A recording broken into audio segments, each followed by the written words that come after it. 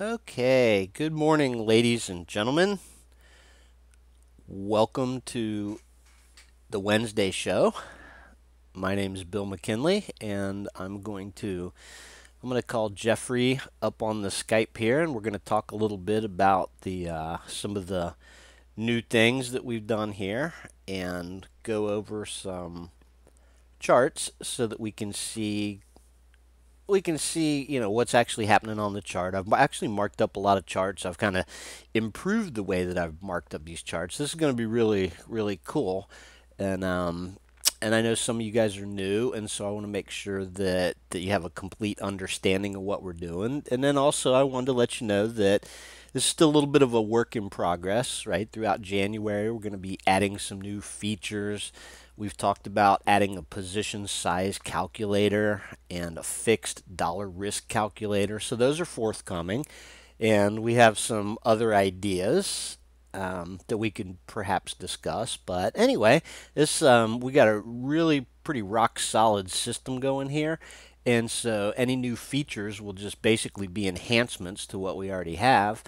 And let me get Jeffrey dialed up here, and we will talk about some different things. So this, I called Jeffrey on Skype here.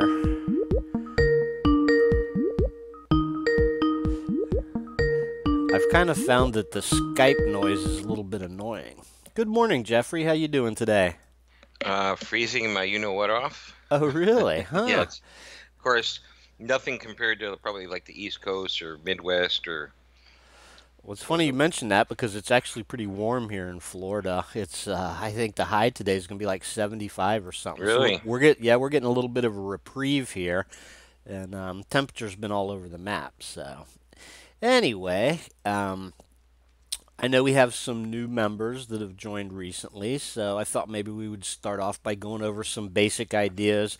I tell everybody when they first get in to read through the documentation there and on the strategies page, and then I read it a few times myself and realized that it actually takes a few times to sort of read over it to absorb it because there's so much information there. I mean, there's actually a lot to trading along with the system. Even though the system is very simplified the way we have it organized, it's easy to follow, but the strategies get to be a little bit more complex when you talk about position sizing and deciding how you want to split up the positions and all that type of thing. So Yeah, well, there's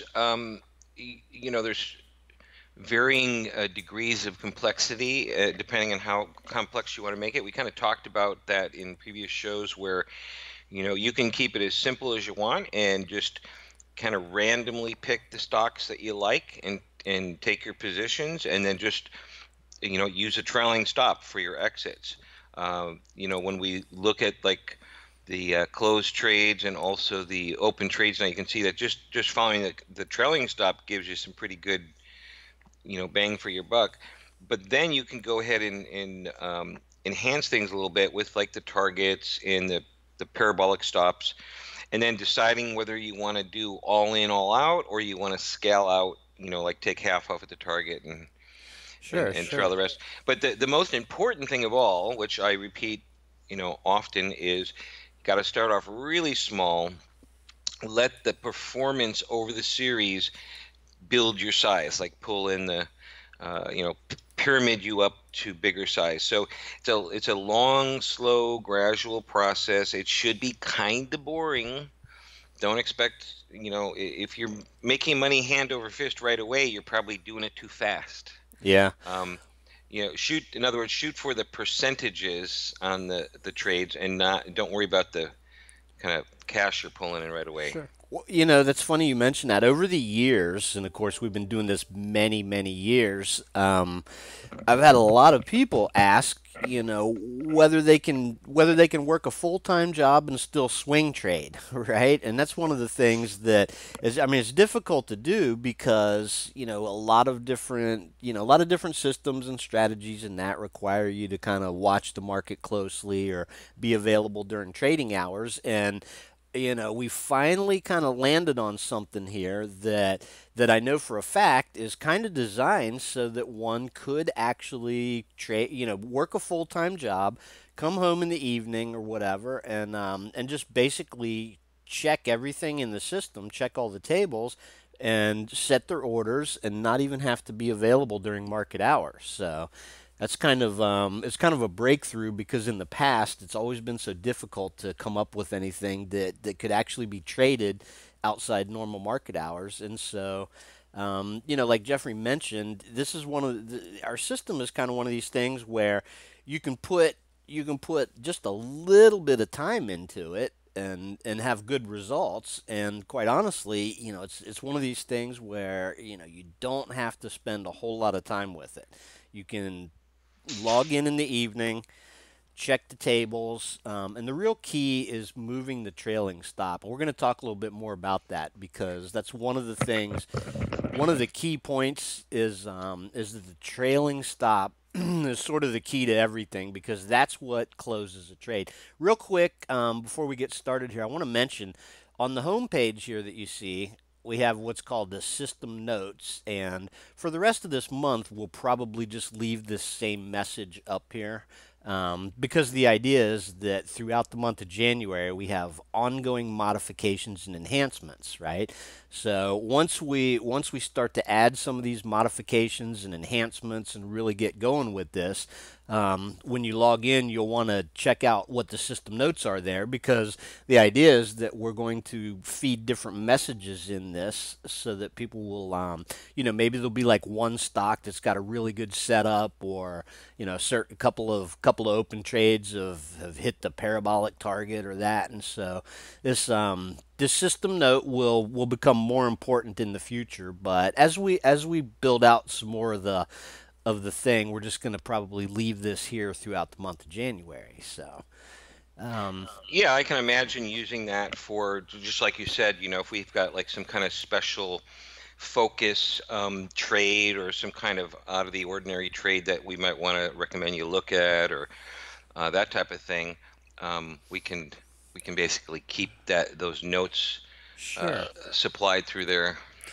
Yeah, one other little enhancement that I wanted to show everybody real quick is notice this little icon in the upper right hand corner. If you click this icon, it's going to take you to a page where you can click the button right there and get a quick chart. And so this is sort of a little enhancement I put in, I believe, last weekend. And so, if you want to just get a real quick view of one of the stocks that you're looking at or anything, you can just type the symbol in there and hit the button, and it just pulls in a FinViz chart. And so it's mainly for convenience. I know everybody's got their own charting platforms. I also linked to stock charts here, which is a little bit more of a technical chart, and you can do more with it. So if you click this link or the icon, it just opens up an S&P chart at stockcharts.com. So that's sort of a handy little link to have here. And then, of course, the FinViz, the paste in symbols. This is a direct link to the page where you can basically open up a CSV of like the open trades or the pending trades or whatever, and you can paste the symbols in like I demonstrated a couple of weeks ago, and over at FinViz, and so that makes it kind of convenient. I like to take the open trades in the morning, copy the symbols, and then paste them in at FinViz, and then throughout the day I kind of refresh the page to see how the stocks are doing and which ones are up the most and down the most and that. So it's kind of a cool little thing. And then down here is just a basic. This is a link I use to get kind of after the close to get an overview of the market. So anyway, I think the handiest thing will probably be this little quick chart that you can do here. So there you go. Yeah, that's a great little feature because, like you said, a lot of us have our own, sophisticated charting platforms in our, trading brokerages. But that is nice for just like a quick look. And, some people don't want to hassle with all that stuff. Some of the brokerages now have web traders where you basically you've got a web portal where you just log in on a web page and just do your trades, and some of them don't have charts, and quite frankly, you can trade following the system without having to spend a lot of time fretting about your charts and drawing lines and this and that, because again, the system's delivering all this stuff to you, on a silver platter. And I mentioned this last week and probably previous weeks. Over the series, all of these trades, all these candidates, they basically average themselves out. So don't fret too much about exactly which one you have to pick. I mean, go in there and look at the charts and maybe read about the companies or whatever, and if certain ones are more interesting for you, then you can trade those. But over the series, they all will kind of average out. They're all vehicles to park money over the short term, Hmm. and yeah, and so literally you could swing trade and never look at a chart if you wanted to. You just Interesting. yeah, the main thing you want to focus on is the position sizing, which we can talk a little bit more about that later. But uh, you know, having equal sizes in your trades and not saying, oh, I like this one, so I'm going to do 500 shares, and I don't know this one, so I'm only going to do 100. No, you want to keep consistent sizes across all trades and consistent risk levels. So that Gotcha. would be That the makes total sense.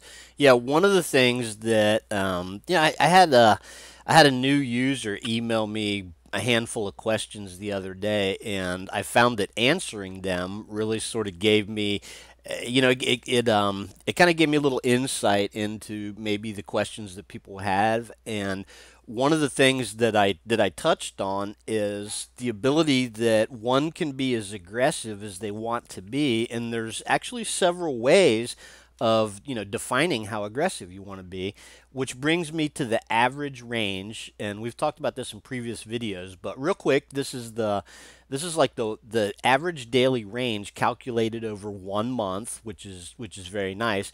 And this is sortable, obviously. And so, here's what it boils down to is we know that Procter and Gamble, P&G, it moves 2% average per day, typically doesn't make a huge move in a short amount of time. I mean, sure, it can go for like, a run over like a couple of weeks or a month and that, but if you're kind of laid back and you don't, you're not super aggressive, you'd go for a stock that maybe has a lower average range. But notice on here, Jeffrey, that we're starting to see some of these leveraged ETFs show up. I mean, look at this. Like LABD has an average range of 11%. And so if you decide that you want to be more aggressive, what you would probably gravitate to is some of these stocks that have a higher average range. If you want to be less aggressive, and here's a good example, you got the gold miners GDX, and then you've got the gold miners bull nugget, right? And so look at the difference between the average range on that. So if you wanted to be real conservative, say that gold starts to go into a little bit of a rally here.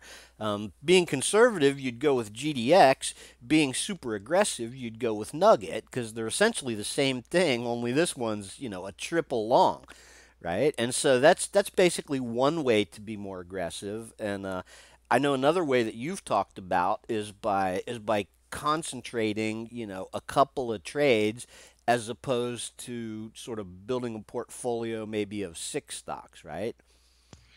well, sure. The two approaches to swing trading are focusing on, let's say, one trade at a time. And even still, if you're going to trade that way, you'd want to start off with the smallest sizes and then just let the performance build your size up. Um, Never want to bet the farm like right off the bat, right when you start a new system. You always want to start off a system at the lowest level possible and just like let its own performance, increase the aggressiveness. But you do one trade at a time, and then you could play very tactically. One shot, one kill type of thing. You get in and you place a stop, and then you place your limit order at the target, right? And that's totally viable, and you could trade big size like that over time. So maybe you pull off 3 swing trades like that a month, Hmm. right? Because a good swing trade takes a little bit of time to germinate. You might get in and price might be in a range around your entry for a few days, and it takes off for a few days. Then it might consolidate for a day or so, and then a second wave. And so, swing trades take time to build. Now, some trades you'll get lucky and get in, and they just will go like a bat out of hell, and you hit your target like day two, right? That's totally possible.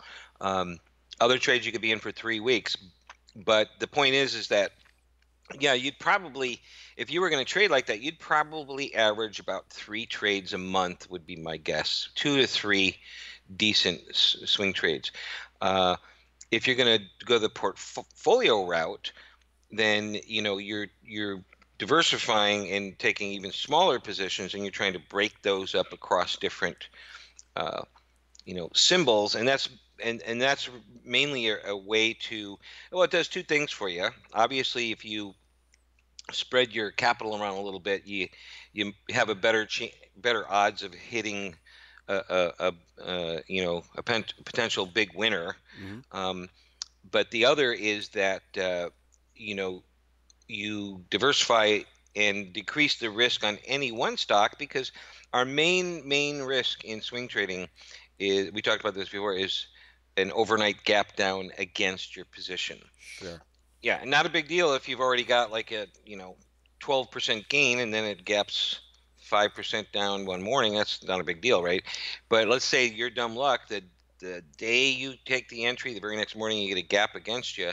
Those are the little risks that we face. And splitting your positions up, it lessens the hit then on any one. Sure. It's been said, and there's actually a famous saying, but, and I forget what it is, but diversification is really the key to investing. And that's basically what it boils down to. So diversification is always a good thing.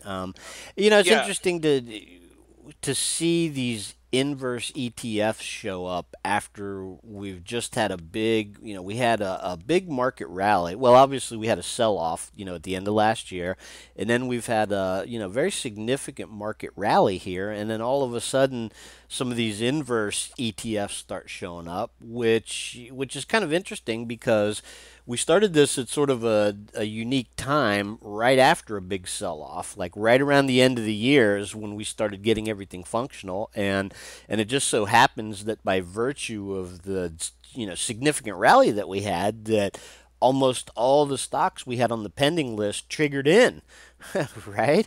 And so it just it's just sort of where we are in the cycle. And so I want to make sure that everybody understands that the idea that there are a lot of pending trades, but geez, I think we had 5 of them get closed yesterday. And the most important thing to remember, and I keep repeating this, but it's just so important because new people need to understand that it's the trailing stop, the T stop, which we'll look at here in a minute, is the actual thing that closes a trade. So, I mean, we can get into one of these and it goes up and it hits the target, and then, all of a sudden parabolic stops show up and it can come down and poke at the parabolic stop, but it's actually the system trailing stop that takes a trade from being open to closed.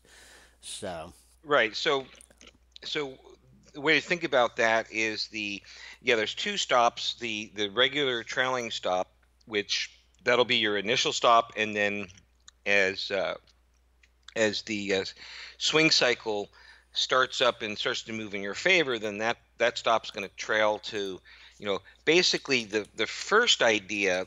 The first thing you want to see is that you want to see your stops get towards your entry so that you get closer and closer to break even.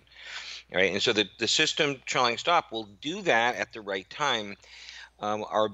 Our risk with stops is, I mean, we got to have stops because they're the thing that can help prevent big catastrophic risk, i.e., letting a position go against you, and then you're thinking, oh, it's got to come back, type of thing, and before you know it, you've got like major drawdown when you could have just took a simple stop, right? Not only do you have major drawdown, but you're in a position way longer than you probably want to be, and you're tying up your capital. So your stop, that initial stop, treat that as a hard stop and just take it, because it prevents the catastrophic loss. It frees up your capital, and it's a reset, and you can move on and keep trading, right? So just take that first initial stop. That stop then will move at the right time. Our dilemma with stops is that if they're too close, we're just going to get knocked out of what could turn into a good trade. And if they're too far away, we give too much back. So the initial stop is, calculate out to be as close as possible for that pattern, and then it's going to move it at the right time. Okay, and that's the delicate balancing area, because if you move that initial stop too quick, you could have one day just for literally, 5 minutes pops down and knocks you out, and then turns around, and that was just they ran it down, and flushed out some sellers there, and you got taken out because you moved the stop too quick. So don't worry about that. The system's going to tell you when to move the stop. Just follow the system, because it's as sophisticated as it can get, right? It doesn't get any more sophisticated, the methodology to know when to start moving. So what we want to do is, for the service, and also for people that want to hold longer, we want to keep those trades open until, that trailing stop would be hit. And but that doesn't mean you can't pull some off at the parabolic stop or the system target. So you got those three pieces of information to use as far as profit taking, right? Goes. Yeah, I actually have this SSP up because it's the one chart that, well, I've got several similar ones, but I think this is probably the one that I followed the closest and marked. I might be missing a trailing stop or two, because that's another thing that I wanted to mention right here, is that if you're in one of these stocks, you want to be sure to log in each night. And, I'm not going to say that the trailing stop is going to move on a daily basis. However, it can be frequent. If your stock's moving in your favor, you can get, you can get a couple of days in a row where the trailing stop actually comes up. So this is the one that I actually have marked the trailing stop progression as it's come up. And like I say, I may be missing one here. I'm not sure, but maybe not because of this long range day here. But this is Well, yeah, just a and well, I was going to say one thing that, as long as the stock is still in the open list, it's never hit the stop. So, exactly. it wouldn't matter if you miss drawing it on your chart order. If it's still on that open list, because the system knows when it's hit the stop, and that's what closes it out. So, Yeah, and so this particular one is just is a really interesting sort of study, and I believe we used this last week. But anyway, came up here and it hit the target, and tell me about the idea of actually selling half at the target, selling all of it at the target, or perhaps waiting for the parabolic stop to kick in, because you will see some of the open trades hit the target and not yet have a parabolic stop, right? So it kind of all evolves based on the price movement, right? yeah, the parabolic stop is generated when there's a parabolic price move that the system considers cannot be sustained over the short term, so you might as well just grab the profits, right? So in other words, let's say that you got into and we might have an example that we look at here in a couple of minutes that will show us a good example. I can't think of one off the top of my head, but um, the if you have, let's say you got into a position, and like over 2 days, we get like two big long range days in a row, and that's totally possible because of, like, you might hit it right when there's a positive news event, right? Hmm. Or you could just have a stock that has a little bit lower float, and they just, the buying frenzy is so great, it just really catapults the price.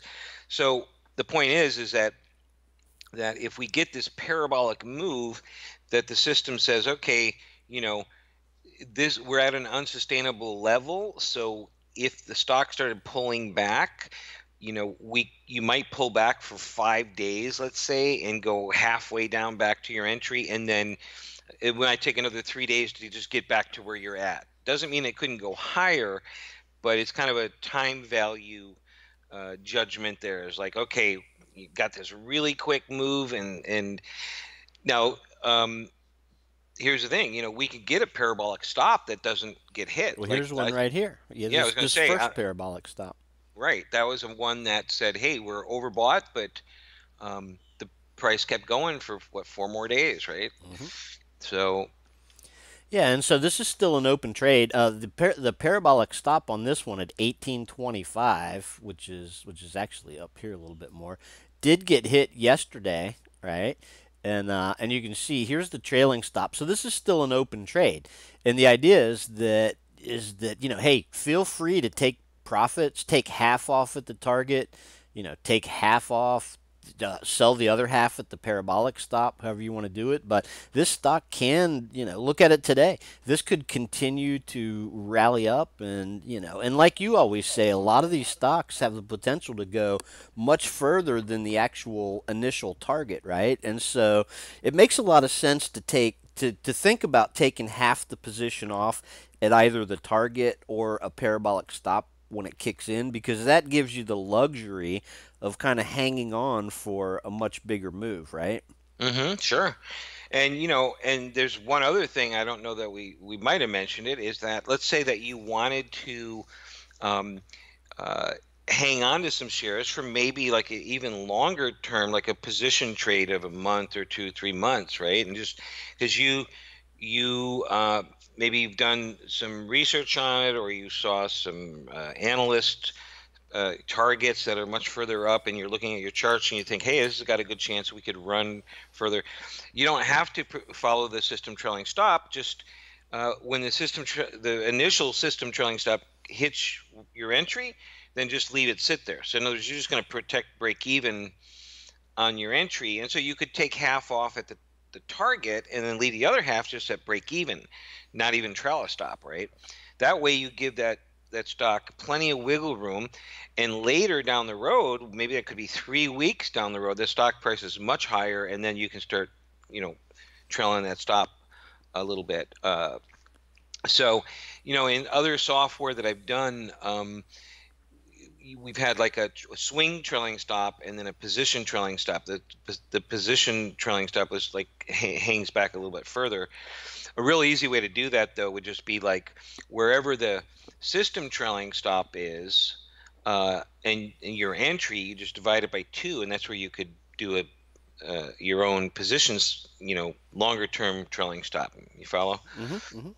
That That's way, interesting. yeah, that way you just keep the stop moving. You wouldn't want to hold a stock for 3 months, see ginormous gains, and then see the thing come all the way down back to your entry and give it all back. So, but that would be one way, really easy way to do it, and you wouldn't have to do it every single time there's a stop move. You could just say, well, like once a week, you could look at it and say, oh, where's the system trailing stop now? Okay, I'll go halfway between that and my entry, and that's where I'll move my stop to.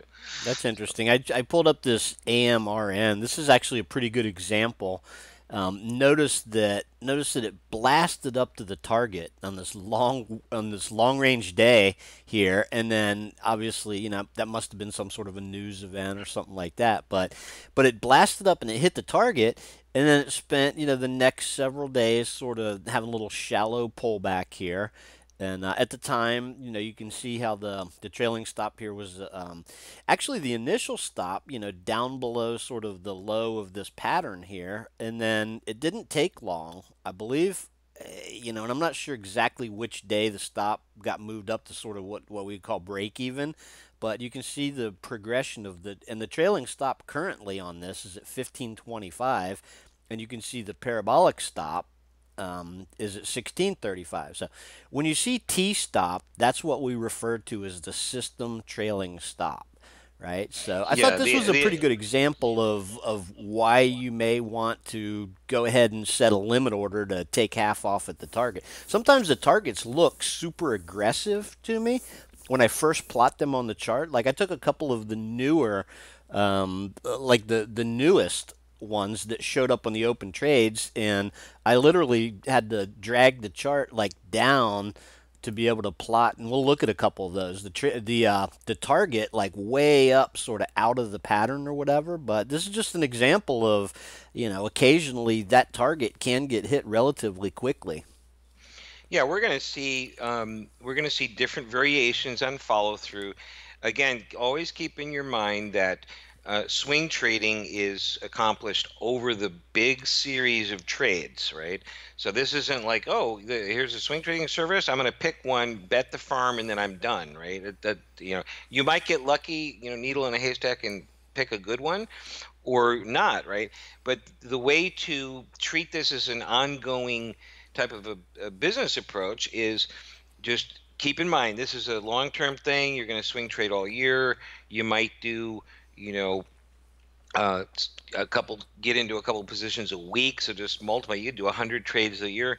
So you want to think over the series, and we're going to have two main kinds of flavors of follow through. One will be, uh, uh, a real easy, smooth as butter type of follow through. Like this one was just like, boom, you're in and you hit the target right away.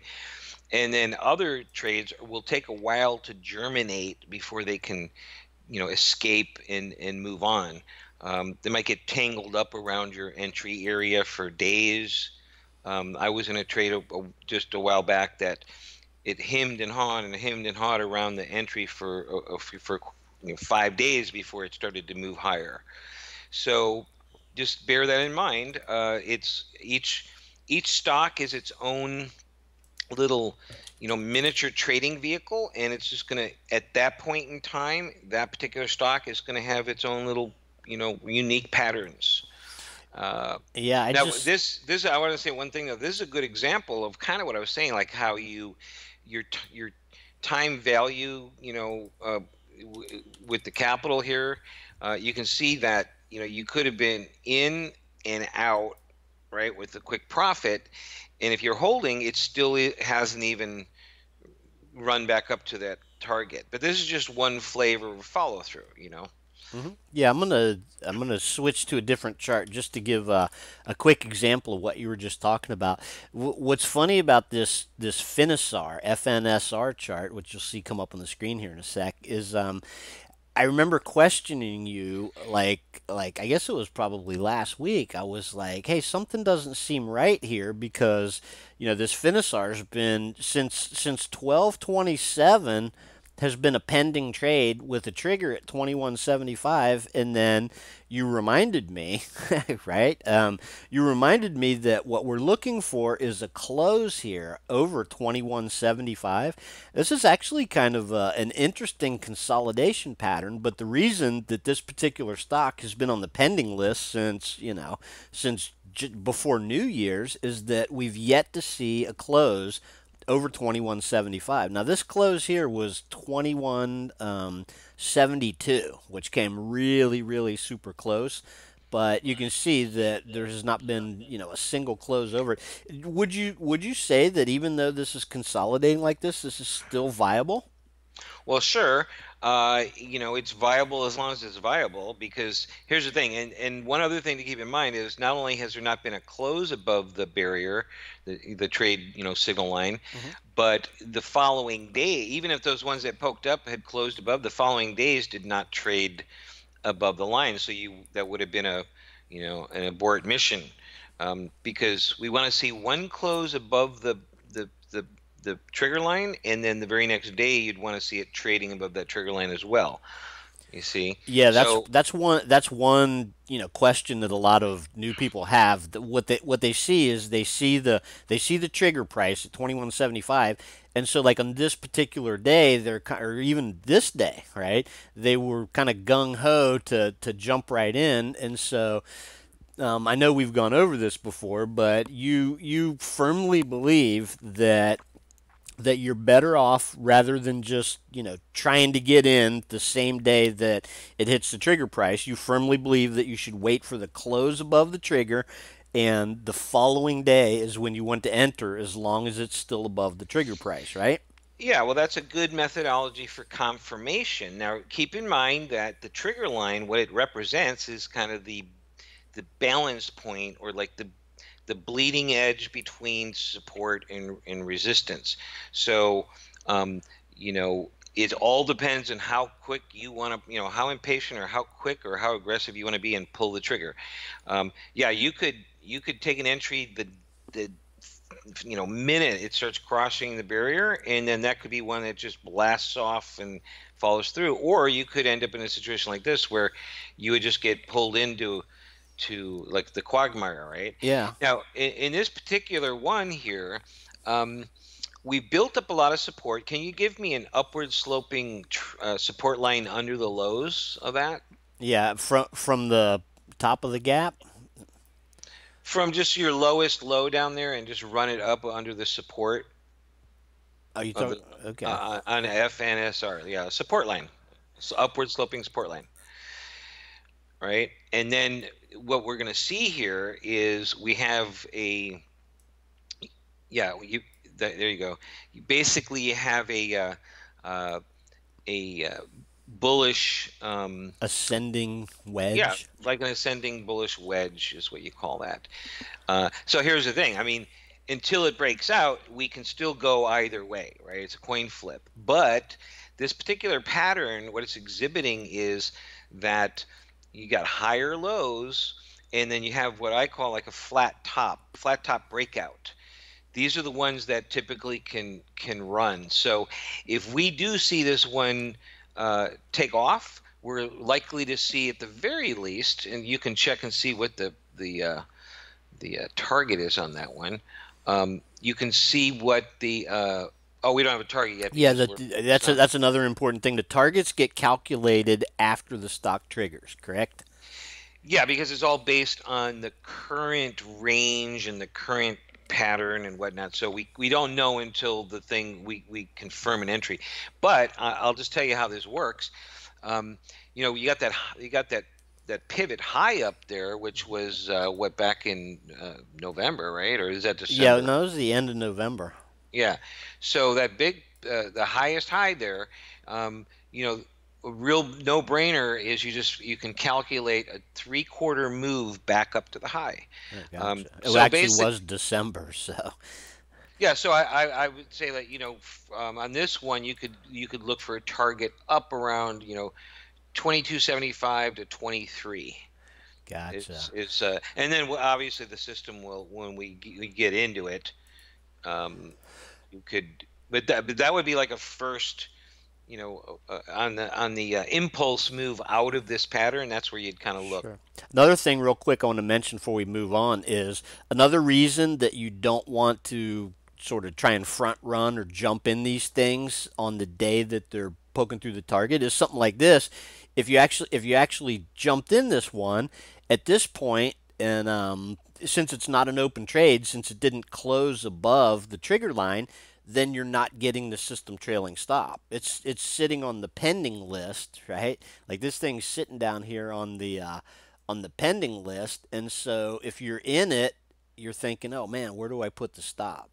And I guess obviously you wouldn't get a trailing stop because it's just trading sideways, but so you'd kind of have to wing it, if you decided to be super aggressive. Yeah, if you're an experienced trader and maybe you day trade these stocks, and maybe you just want to, like, some people like to take a position and they're like, I'm 2-day max that they're going to hold for, that type of thing. Maybe you take entries based on a intraday time frame, like, right, you're gonna, like, you take your trades off a 30-minute pullback or something.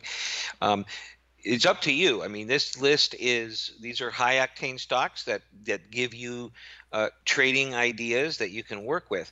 If you want to follow the mechanical type of strategy that we recommend, then yeah, we wait for the confirmation. There's a one day close above the trigger line, and then we want to see it trade above that the next day, and then you'll get the trailing stop kick in, and the system takes over for you. Yeah, there's one other thing before we move away from the pending trades table that I want to mention here is that you'll see new pending trades. Like here's a new one that popped on. The current price and the trigger price typically, well, I won't say typically, but a lot of times when they first appear on the pending trades, you will see that the the price and the trigger are really far apart, but those will tighten up over time, right? And so that's sort of an important thing to realize because it's a function of the way that the system chooses the stocks at a certain point in time, and then determines where the trigger is likely to be. So on this particular one, and I can pull this up real quick just so we can look at it. But you want to talk about that for a minute? How Right. the It's just a way to think about how we enter stocks. In other words, the system's not telling you to buy it there. It's saying take no action as long as price is below that line. And what you're going to see is the line over the course of several days will start to ratchet lower, and you might see price ratchet higher. So then they get real close to each other, right? And then it looks reasonable. But right at first, when a stock comes into the list as a candidate, um, the other dilemma is, see, we got to give you we got to put the candidates in there early enough so that they're not just popping in there and then the very next day they're uh, you know triggering? triggering and taking off, and you're like, wait, I didn't even have time to absorb this. So they come in, and you might have a couple days while the stock is consolidating a little bit before we even get a trade.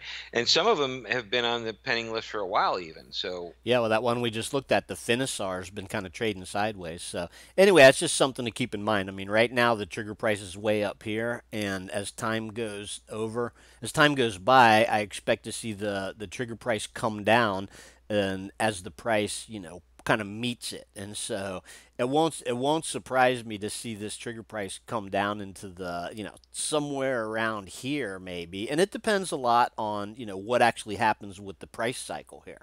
So that's just something to keep in mind there. right, right, yeah. Just it's the trigger price is not where the system is saying buy. In other words, you don't want to just jot that down on a piece of paper and go, oh, I got to wait for it to get up here. No, it's I'm going to give you a great example here. This LABD, which is triple short, right? I remember seeing this thing pop on like somewhere over here, and the trigger price was like just crazy far away from where the price actually was, right? I mean, like by the price was down here in the mid to high 20s, and the trigger price was like in the mid 30s, which was astronomical. Of course, this is a little bit different of an animal because it's triple short, but the trigger price on this now is 28.85, which is just a little bit over yesterday's high, and this thing has an 11% average daily range. And so, if the biotech start selling off in the next couple of days here, I mean, this thing could just rip right through that trigger. But this is just a good case of where the actual price and trigger kind of converged after. Well, let's see. This has been on since 1/4, right? And so I'll circle that day here. 1/4 was this day, right? So anyway, that's just kind of something to keep in mind. And I don't know if we've discussed that yet. Yeah, we kind of talked about that, I think, last week. Uh, the no-brainer is you just wait for them to show up on the triggered today list, right? So, Gotcha. yeah, I mean, when they go into the pending list, that's kind of the stocks on deck that the system is pulling out of the total universe, saying, hey, these have the right kind of patterns that we want to play. Hmm. And then, the no-brainer is just wait for them to show up on the triggered today list, and then they're ready for action the following day. Yeah, and so basically, if you're looking for a new idea when you log in, we log in the evening, like a couple hours after the close, and that's something I wanted to mention real quick. During this month, while we're still, nailing everything down and putting in our enhancements and this and that. Well, we've been updating a little bit later at night because we're double checking everything and going over each particular stock and just sort of, making sure that everything's correct and that all the values and everything are changing. And so you may see, once we get rolling with this, though, 2 hours after the close, we run the system. It automatically updates everything. We're good to go. But for the time being, like for the rest of January here, and maybe the next week or two or something, it may be a little bit later in the evening just because Yeah, we're I double checking. Yeah, I think we're going to start seeing the stuff go up. I would check like 3 hours after market close now, going forward, and I'm pretty sure you'll see everything updated for the following day. Or in the morning. Some people like to get up early in the morning, have their coffee. You can log in here and see what stocks are. When a stock appears on this triggered today list, before the market opens, those are going to be the stocks that you would consider getting in today. Right. Yeah, if you're on the East Coast, that's great. If you're in Hawaii, that would Yeah, forget that. You'd true, be like true. waking up at 4:30 in the Yeah. morning and Well, I'm sort of in the East Coast mindset because I know I like to get up in the morning and kind of check, obviously I'm looking at it at night too after it updates, but I like to get up in the morning and see what's going on in pre-market, if the market's gapping up or down. So, I'm an early riser. I'm an early riser. I like to get up early and get the day started and crank out a bunch of work before most people get up. However, it is a grind out here on the West Coast, getting up at 5:45 every morning in the pitch dark, and uh, so that can be a challenge. And I'm also a night owl, so I like to stay up half the night, and then I turn around and wake up at 5:45. you're one of those super dudes that doesn't need a lot of sleep, Well, I, yeah, I I have to take my nap during the day, midday, so. There you go. And I thought we could look at a couple of these open, or a couple of the open trades that have just recently sort of triggered, and then look at a couple of examples of open trades that have had some pretty good progressions. And then if anybody has any questions, they can use that show form there to send in a question. And so we'll take those towards the end. We don't want to spend too much time at this, but so real quick, let's just look at some charts, look at some of these stocks, and then, like I say, if you have any questions, just type them in the show form. So this CME group and this INST are the two stocks that have triggered most recently. And so I'm going to pull up a chart here. I believe, yeah, here we go. So it was last night I sat here and I was like, well, I need to mark my charts up a little bit better than I've been doing. And so I spent a little bit of time actually labeling the prices. Um, Labeling the prices, before I would just draw a line there and we'd call it the trigger and draw a stop and that. So CME Group's got a pretty interesting pattern there, Jeffrey. One thing, when I see a chart like this, the first thing I want to do is just sort of draw like a downward sloping overhead resistance line. And interestingly enough, the trigger and where you would actually got filled is it's kind of like right at the spot where this stock actually broke that trend line.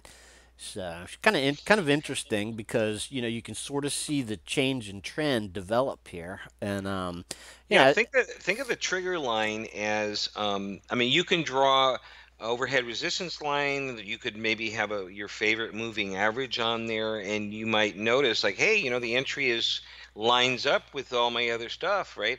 The trigger line is actually kind of formulaic and represents, again, I mentioned it's kind of the balance point.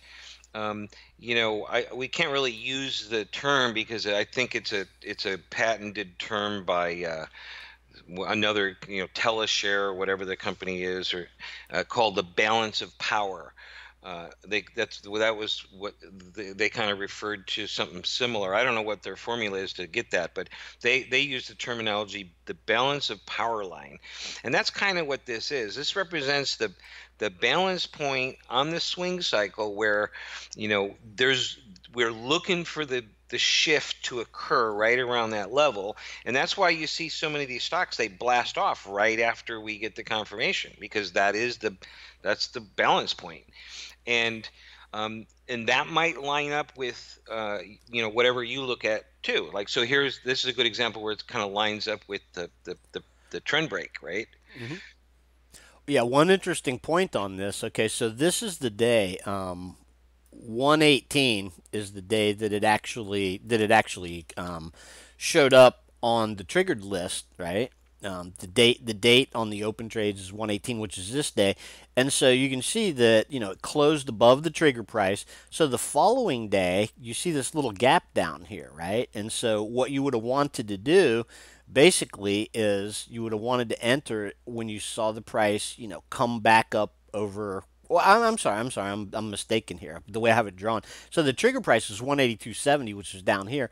It closed this day at 183.43. So basically, the next morning, even though it gapped down a little bit, it was still above the trigger price. So anytime, literally like that morning, and you want to talk a little bit about not having to overthink the entries. I mean, because what happens is you get some stocks that they'll close maybe significantly over the trigger, right? Or you'll get some stocks that close, or maybe open the following day below the trigger. And so that's one thing that a lot of people and myself included, I tend to have this mindset where, oh, I got this trigger price, and so I want to get in like, right at the trigger price or a penny above it or a nickel above it. But after talking to you a little while about how the system works, you've kind of steered me to the idea of not actually overthinking the exact entry that you take on these, right? Yeah, so again, we go back to two methodologies. One is like the easy peasy no brainer methodology. We're just going to follow the everything in a mechanical nature. You're going to start off with really small position sizes so that no one stock can hurt you too bad. Uh, and yeah, don't overthink it. If you want to keep it real easy and real quick, the next morning, if you see the price trading above the trigger line, even if there would be like a gap up, you just take your position and put your stop in, and say bye bye, close the computer down. Because again, you'd be diversifying out, you'd be doing this over the series. It ends up averaging out, right? You'll so I'll give you a perfect example. One stock, maybe it's a little bit higher the next day, and you might go, do I want to buy it this high? You buy it high and it comes down a little bit and then takes off, right? So you didn't get the greatest fill. You could have got a better fill, but hey, you didn't want to wait around for 2 hours, right? You just want to buy at the open and be gone. Another stock that maybe closed up above the barrier, above the trigger line, right at the open, it opens right above the trigger line, right? So you just buy it at the open. So you see how the two would kind of cancel each other out over the series, right? Mm-hmm. Right? In other words, over the series of 50 examples like the first one and 50 examples like the second one, that you're basically buying every stock in the creamy middle. See, so so the mechanical no thinking route is just take your position, market order at the open, boom, done. Now, if you want to focus your firepower on individual swing trades and bigger positions, and you're going to play more tactically, that type of thing, then that is where you might want to be a little bit more deferential about your entries. And so, to give you an example, let's say that in the one we had just looked at, you had the stock close above the barrier. The next day it opens lower. You may be wanting to watch like a 30-minute chart for your entry, and that would be a good little training. Maybe next week we can look at how you would use a 30-minute chart to kind of fine tune an Okay. intraday entry. That's a great little topic for Yeah, next week. yeah. Well, I've moved on to another example here because there's a little bit of a delay in the show Yeah, I between see it. what I I'm see it. showing on the screen. So this is actually a pretty good example of what we were just talking about. The trigger was at 1680, and so you can see this day. This was a trigger day. It closed at 1696, and then the following day it opened at 17, right, which was only 20 cents higher. And then you had like it looks to me like it opened and had like a little bit of a pullback that morning, and then actually ended up going green at some point during the day. So what I was about to say is that you see it open over the trigger, and then maybe it starts to sell off a little bit that day. What I would be inclined to do is wait for it to come back up and for this bar to actually turn from red to green, right? Like move above the open price, and then that's where I'd be, likely to get in. But you can see on a stock like this, and a lot of these examples, that micromanaging the exact entry is not really that important because the stock actually, went on to do what we wanted it to do, and that was have a nice upcycle. One thing Yeah, I'll we're go ahead. yeah. I was going to say one thing. I'll let you go on. yeah, we're always going to have a little fudge factor in everything. Um, Once in a while, you might be able to pull off like the perfect trade. You get the perfect entry and the perfect exit, but rarely will you get out at the exact high, right? Well, that's not Rarely. even the point here. Yeah. Yeah. Well, my point is you're not going to get out at the exact high. You're going to lose a little bit at the top. So don't fret too much about, a little bit of wiggle room down at the bottom either, right? What we're trying to do is get the bulk of the middle of the move. Mhm. So, What I find fascinating about this particular example is as of today, the parabolic stop is up here at 1885, and the trailing stop has moved all the way to 1880. Now I didn't plot the trailing stops in between here, so when I was going through the list last night, I was just kind of choosing some random stocks. You can see it hit the target here at 1910, and still followed through a little bit. But what I thought was the most interesting, this is the first time that I've seen this with the new system, is the trailing stop so close to the parabolic stop. yeah, and one of the reason for that is notice how we got a parabolic move up to and through the target, right? And then the stock kind of flattened out and moved sideways for like over a week, right? So that's why your trailing stop actually caught up to the parabolic stop because we moved sideways for so long Yeah, on this interesting. on this on this particular one. And again, this I was talking about this last week. There, if you go on YouTube or you go on, read trading books, whatever, you get various types of mechanical trailing stops. They might say, okay, you could trail along a certain moving average. You can trail under X number of bars back. You can trail based on a percent. If the stock moves X percent in your favor, you move your stop up X percent. Those all can, be okay and work occasionally good. But there's kind of a static route to trailing stops. And so these trailing stops are really sophisticated.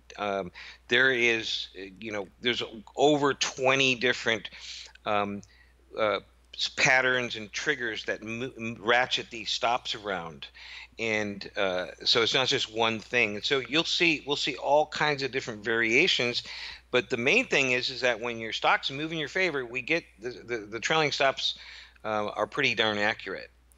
Yeah, I like to call them adaptive trailing stops. One cool thing you can do is like on the open trades, and most of the tables here are actually sortable. And so one of the things I sort of like to do, besides actually follow the stocks on the charts by using the CSV, is I like to come over here and I like to sort these by gain, sort of on a daily basis, and just see how some of the when you scroll down this list, I mean, a lot of them that I don't have marked up have done really well. But of course, that's sort of a function of the market cycle we've been in. But I Well, when believe, when when these start closing out, we can always, in fact, we should probably take a look at some of the closed trades, right? yeah, That let's just do that. recently closed. Like yesterday, we had Crocs, right? That's one that we've sort of been following for a while. well, So I think we had four close out. Yes, five, yep, five. And the yeah. interesting is three of them were pretty darn good winners, and the two that closed out losers were just like real small stops. So that's what you want. You want more winners than losers, and you want bigger winners than losers. And if you can maintain that over the series, that's how you make it. Yeah, what I noticed is that these two that actually did stop out, like you say, with sort of minimal losses, the trailing stop had actually been ratcheted up. Like these did not hit the initial stop. The trailing stop kind of came up as the price went up, and then it just met the price so that you got kind of a small loss. Yeah. So I was going to pull Well, up, why don't you, but why go don't you ahead. go to the closed trades today table, which so we can see exactly what the people would see. Oh, okay. Well, I was actually, yeah, that's backtrack a little bit here. When you go to the open trades, and I have the open trades displaying all of the open trades in one table rather than doing like some of the other tables where it only shows some of them. But down at the bottom of the open trades table, you will see the trades that got closed today. And so that's a real easy sort of way. These also get moved onto the closed trades table the same day, but this particular table is only going to show these closed trades for one day, the day that they got closed, and then so if any of the other ones like hit the trailing stop today, then they will show up here when we update this tonight. Yeah, and so you can see what's, these were ones that all hit the main system trailing stop yesterday, and you can see that there's the one of them was the big winner there, CROX, and then you had VCEL 3.6, and notice your other your the two losers were relatively small, so that's what we want to see. Yeah, you want to talk about the max and the min again real quick for the benefit of the new members. Sure. If you have a chance, you can go and watch last week's training where we really talked about that in depth. But just a quick review: the max refers to the max price that was achieved after the trigger across the trigger line and before the main system trailing stop was hit. It doesn't mean that that's where you got out. It doesn't mean, but that just shows you the extent of the move, because what the system's really doing is it's delivering up stocks that are ready to follow through in their swing cycle. And what we're doing is we're measuring the extent of the basically the impulse move, the full price move, right? And then your goal is, you try to capture as much as that possible. So that just gives you a good reading of, how did that stock do based on our trade barrier, right? How far did it get past? And the min, the min refers to where you would have been taken out with a trailing stop had you just only followed that methodology, right? Gotcha. So the interesting thing there is, like CROX, you see the max move was 25%, and if you did nothing more than just follow the system trailing stop, you still captured 14%. Yeah, and the other thing to notice here is that like the target, right? So you got triggered in. The target at 29.65 did get hit, right? Because the stock just went up to 31.88. We'll take a look at that chart here in a second. So you don't necessarily want to just focus on the min. That's just basically telling you where you would have if you had just followed the system trailing stop without pulling half off at the target, or without following the parabolic stop. That's the minimum that the stock made a move, right? Exactly, because again, there's going to be different methodologies of complexity that different traders will want to follow. I mean, if you're a busy person, professional, and you're in and out, and you got to be on the freeway and get to work and all that, you don't want to. You're not going to be messing around with looking at stock charts during the day. You just want to place the trades, and maybe all you do is just you utilize the system trailing stop, and that's the easiest route, right? Now, if you're more aggressive and you're watching the markets and you want to kind of fine tune things a little bit, that's where you can pull stuff off at your you know, parabolic stops, or your half off at the targets, like we said. So there's no way to quantify exactly what the exact gain was, but we're not trying to do that. The system doesn't trade and doesn't know how to trade. It's just basically following the progression of these impulse moves and Yeah. giving us pertinent information that we can utilize to trade with, you see. hmm Yeah. So the way to think about, like, say this Crocs here is that the trigger price down here, if you'd got in around the trigger price and just held it through all the noise and let the system trailing stop take you out at 29.05, that's where the 14% gain came in.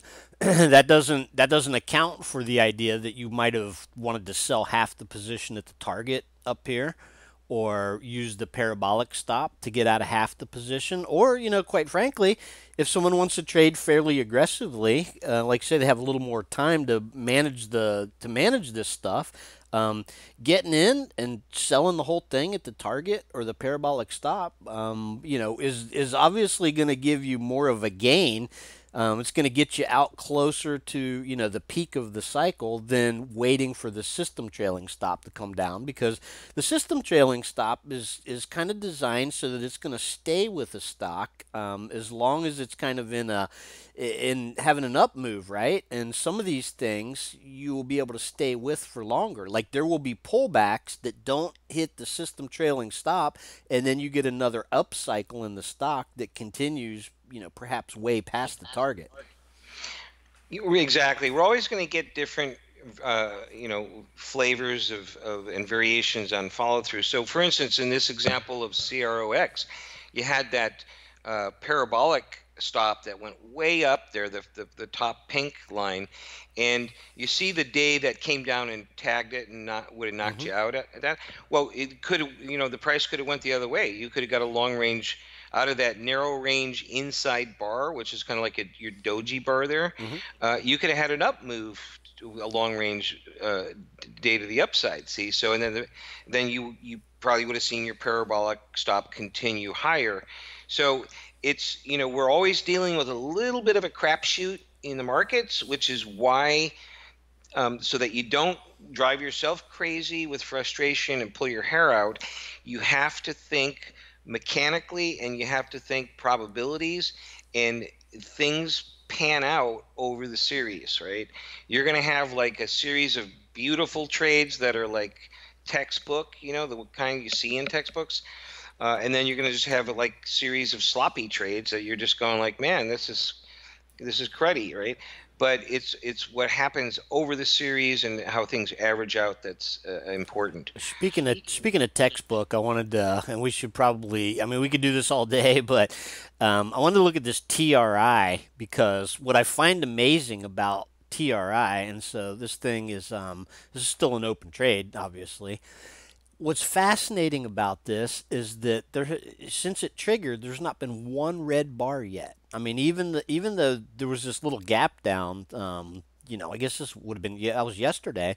Kind of gap down through the parabolic stop. You'll notice that it ended up having a green day, and even today it's green again. So pretty amazing. I mean, this thing looks like it's headed right for this target up here. Talk to me a little bit about how to handle a gap like this, and obviously something like this. You got your parabolic stop up here, and you're thinking, okay, this thing's made a sort of a straight beeline move, up here. Now we got this parabolic stop, but you wake up in the morning and you see that this stock is gapping down. What would be a good way to handle that? Would you just go ahead and take it at the open, or like if you were going to sell half? Well, again, we can, in this particular one, it basically filled the gap and recovered, but we could have had a gap and go to the downside, right? So if you're hemming and hawing, you could have seen a long range day down to the downside and give back almost all your gains. So there's no way to predict what's going to happen. So again, you just got to play the probabilities. And if you're gonna say, hey, the system gave me a parabolic stop, I'm going to go ahead and take it at the parabolic stop, then you would have just you could have just taken it at the open. Now, if you're the trader that's just checking like everything at the open, then it's below the parabolic stop. You just want to exit market, right? Boom. If you are a trader that's kind of watching the intraday market, you could basically be down on like a 5-minute chart and say, look, the first 5-minute bar went in. I'm just going to put a stop below the 5-minute bar and see what the heck happens. Maybe we will fill the gap a little bit, and that's exactly what happened. So you may have been able to stay in that and just got all the way back up above the parabolic stop. See, so again, it's gonna be your level of aggressiveness, your level of screen time, and even if you're a seasoned expert trader, you might make the wrong decision, right?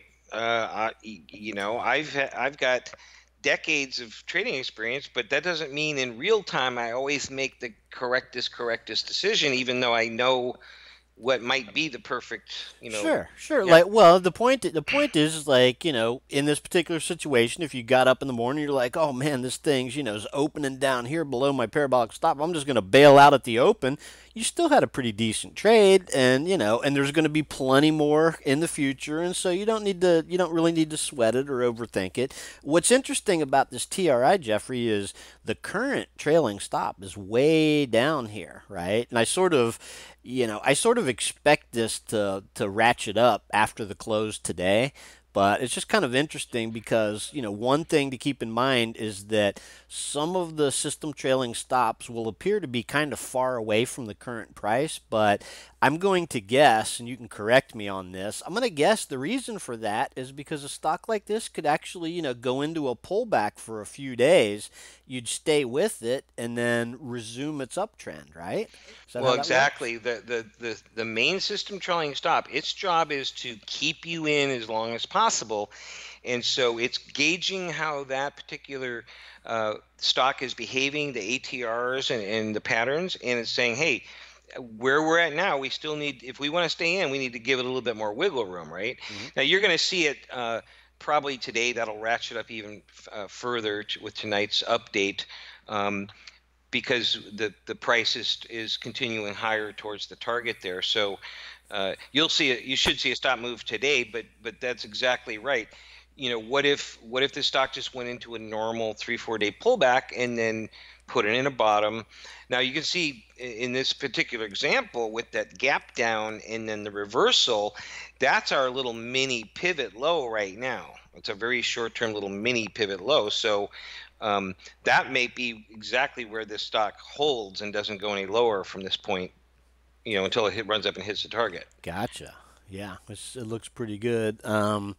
Yeah, like I said, we could do this all day. I'll just pull up one more example here that I think this looks pretty good. Now this is a REIT, right? When we first started this, just based on the behavior of the overall market and what sectors were doing well, there was a ton of REITs and utilities. Back in December when we started this, and so what we decided to do was we left a few of the utilities that had triggered on there, and then we decided, and this was kind of like my decision. I kept telling Jeffrey, I'm like, man, utilities are just not great swing trading stocks and REITs, and so, we've flagged certain stocks that we don't think. Like, here's the thing: you don't Well, want. the main thing is that we just with the utilities and whatnot, you just get like tons of redundancy, Well, yeah, you don't want right? You don't need 12 utilities to be open trades, right. I mean, you basically. pick So, there could be a couple in there, and that's fine. They're all gonna probably work, around the same way, and they have about the same range. So we excluded a good majority of them just so that it would reduce all that redundancy. yeah. Well, this VTR being a REIT, this is actually a pretty nice. If I didn't know this was a REIT, I'd say, hey, this is a beautiful sort of swing trade pattern. But a stock like this, probably around 2% average daily range. So it's going to be a slow sort of mover, which is great. I mean, some people like to sort of be more conservative, and so a REIT or a utility is sort of the perfect kind of conservative way to play it as opposed to the leveraged ETFs which we see on the pending right now. So this one's got a pretty good progression going. The current trailing stop is here at 59.05 as of right now, and the stock's got a nice little thing going here. It looks to me like in the past. I mean, look at this uptrend back here in the fall, right? Once it started the uptrend, I mean, there was a few, hiccups along the way, but that's a pretty nice smooth pattern. And so, if this is just the start of an uptrend that's similar to that, this target actually looks fairly reasonable.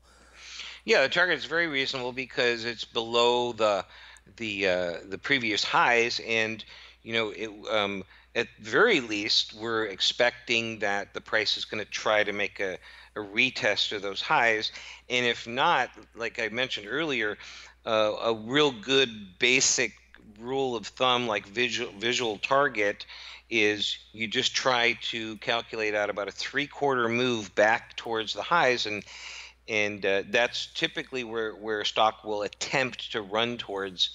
And you can see that target's just about around that level, maybe 80% run up, but Yeah.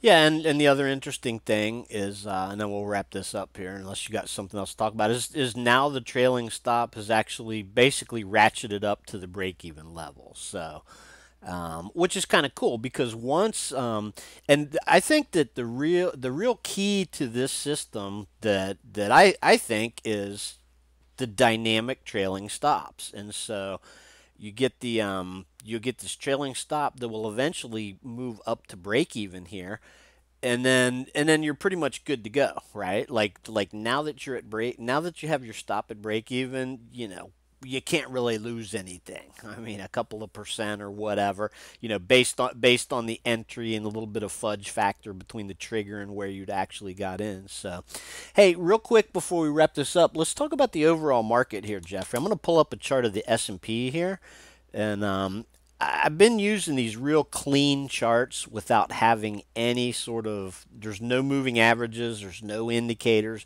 nothing but open, high, low, close bars. And of course, I've got a bunch of tabs that have, I've got all sorts of indicators on my charts you can see across here. But I've kind of gravitated to these real clean charts because it gives me sort of a perspective. You want to talk a little bit about, this was options expiration day, right? We had last Friday was OPEX day. You got kind of, it looks to me like sort of a short squeeze type of day. And then you had a 3-day weekend where the market was closed on Monday. And it looks to me like sort of a little pivot high there. What are you seeing in the overall market? yeah, didn't we have, wasn't there some kind of news about like it got interpreted as positive news from the Well, that Chinese that's like a tariff? dude. That's a daily ongoing thing, and it's really unusual because right now the market is moving on headlines, right? And there's like several things. There's the government shutdown. There's the trade war with China, and the administration keeps trying to come out with every time the market acts like it wants to go down for one day, the administration or somebody comes on TV and tries to talk about positive developments with the trade war with China, right? And so between that, and you got this whole Fed, the Fed has been on they've hiked 9 times in a row, and you got this, and when we had the big sell-off here at the end of the year, Trump was blaming the Fed for this sell-off, and everybody started saying, oh, the Fed needs to stop, the Fed needs to pause here, the global economy's slowing down. So there's all sorts of, narratives out there floating around. And on a day-to-day basis now, it's almost like, yeah, I'm not going to say manipulation, but it kind of, there's a lot of weird stuff going on. For instance, this day, the day on Christmas Eve, the Treasury Secretary Steve Mnuchin called the plunge protection team. I mean, that used to be like a I remember conspiracy. that. That used to be like a conspiracy theory, the president's working group on markets, and this and that, which they call the plunge protection team.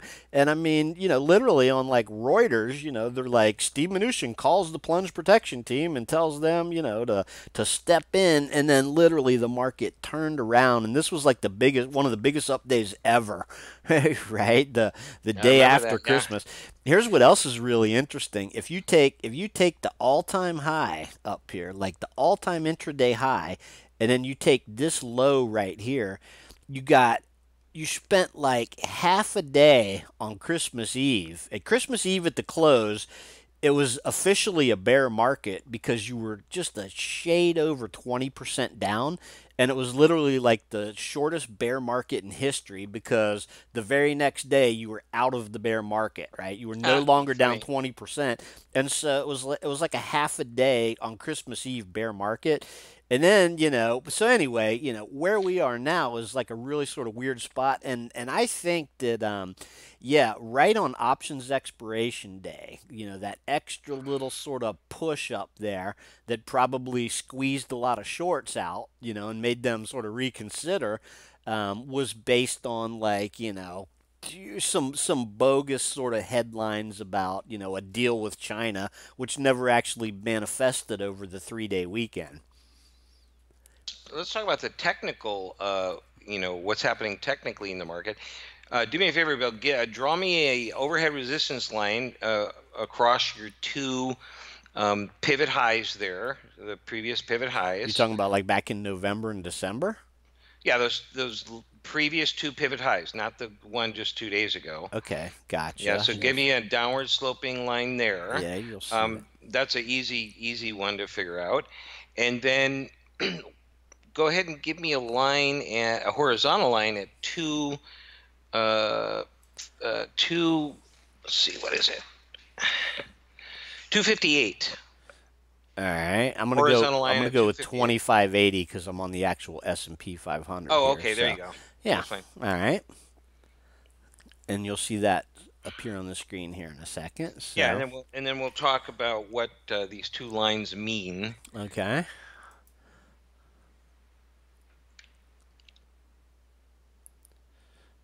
Oh, you know what, Jeffrey? You still there? I'm here. Oh, okay. It looks like the show might. Are you watching the show? I am. Yeah. Oh, is it still playing? Okay. Yeah. Oh, okay. All right. We'll keep going then. Yeah. So here's what we want to see. You know, the sell down. First of all, look at the channel that the market was in. If we go back to the left side of the chart, it was kind of a sideways downward channel, right? Just Mm-hmm. ever so slightly, because we had lower highs, those pivots. The second pivot was lower, and you had a lower low there, right?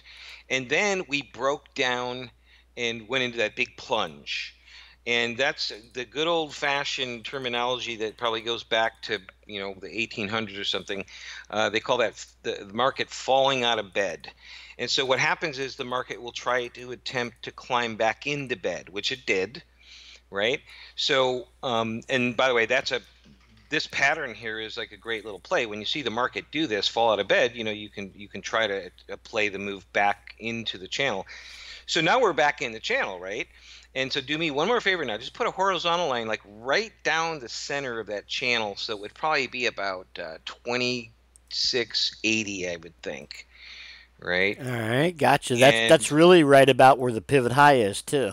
that's exactly right. So this is basically the macro technical pattern that we're seeing is the market fell out of that downward sloping channel, it climbed back into it, and now we got to see, is the market going to be able to penetrate the middle of that channel and get into the upper portion, right? And if it does, we can expect it to run up to the top of the overhead resistance line, right? Mm-hmm. Or are we going to be stuck in the lower portion of the channel? And then the bets are: do we just stay stuck and trade sideways in that channel, or do we break back down out of that channel?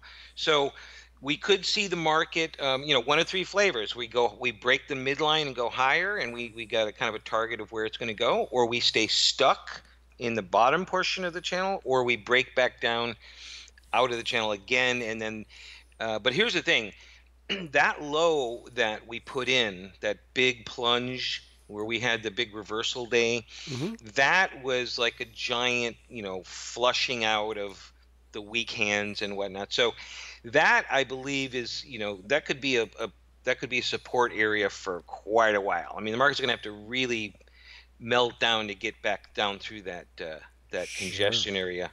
So Yeah, we're in kind of an interesting spot as we speak here. The market's about to go negative on the day, and so we're getting a little bit of a sell-off here. So, yeah, so we're still in sort of a consolidation. The interesting thing to me is going to be how deep this next little sort of dip goes, right? I mean, it seems to me that that pivot high on options expiration day, the market really had gotten overbought prior to that.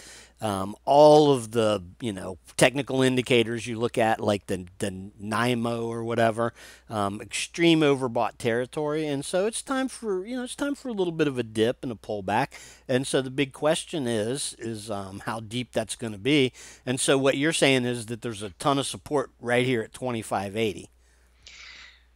Yeah, because if you go back to December 10th, you can see that big pivot low. That's exactly where it got support. Hmm. And then you can see that um, when we, a little bit further on, when we broke down and it tried to get, climb back, and that was 1220, that's where it got held down below that level. And then notice when we ran back up to that same exact level, it got tied up. We had like 4 days that traded, Hmm. right? That little area there. Yeah. So that is a pretty sturdy support line, of course, until it gets broken. But yeah, the thought that, hey, the market is just going to plunge all over again, not so fast. We got back into bed, and we're above some decent support here. So uh, what the scenario we could see is the market kind of over the next week or so drifts back down towards that area, and then if there was some big negative news event that hits, it's going to plunge it back down below again. But really, there's no way. We're in a point where it's just total coin flip. No, there's no way to predict which way the market's going to go from here. Um, Now, the good thing is, let's say the market does pull back and just kind of trade sideways. Um, we're still going to get individual stocks that will pull back and then continue their cycle higher, and so there'll still be swing trades. As a matter of fact, there's always going to be swing trades to the long side, no matter what the market does. There might not be with as much frequency, but we get a steady stream of stocks that even buck the market Well, sure. I mean, direction. we've got these I happen to be watching this LABD here, right? And I just had that up on my screen this morning because it was getting so close to this trigger price. And so the cool thing about, the system here and what we've done and the way we've got it built is that when the market does go into these big sell-off cycles, we can take advantage of that by trading these inverse ETFs to the upside, correct? Well, exactly, yeah. And so, and another a nice thing is that if you look at these reverse ETFs that are in there, the trigger lines are adapting very carefully, and if the market keeps going higher, they just won't trigger, Mm-hmm. right? So no harm, no foul. Yep. But if the market does take a winger, then you're in. Gotcha, gotcha. All right, well, let's go ahead and wrap this up. And I appreciate you coming on the show this morning, Jeffrey. And I appreciate all the members tuning in to the show. And so this show will be available to watch if you had to step out midway through it. You probably won't hear this, but the show will be available until next Wednesday on the show page. And so thanks for coming, and we'll see you here next week. I'll see you, Jeffrey. Very good. Thanks.